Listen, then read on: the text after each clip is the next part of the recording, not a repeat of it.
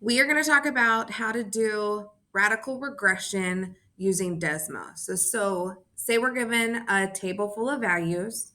You're going to go to desmos.com, graphing calculator, and you're going to click on the plus sign and table. So now we have our table of values. You can go ahead and plot the points now or put in the regression formula. It doesn't matter. I'm going to go ahead and type the regression formula in. So it always starts with y1 tilde ax1 to the b power.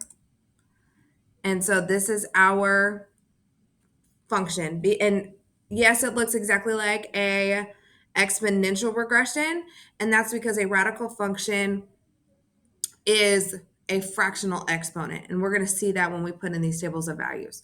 So I'm going to split my screen so we can see this table, and we're going to start putting these values in.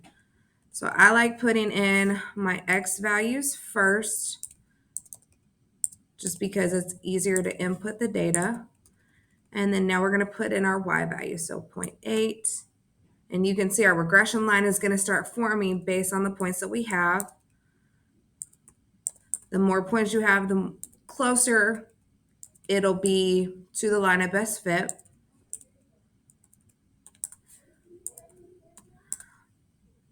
And make sure your stuff lines up. Clearly, I missed a point somewhere.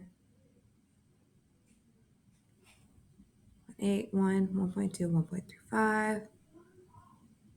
Oh, I put 1.6 in there twice. Always good to go back and double check your work.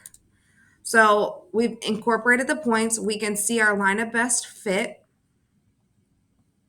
And we see it's pretty close to accuracy on this. And so R squared tells us that it truly is, because it's 0.999, which is very close to 1. We know it's a good line of best fit. And so what we're going to do is we're going to get these values. I'm going to draw on the screen so we can look at this a little bit closer.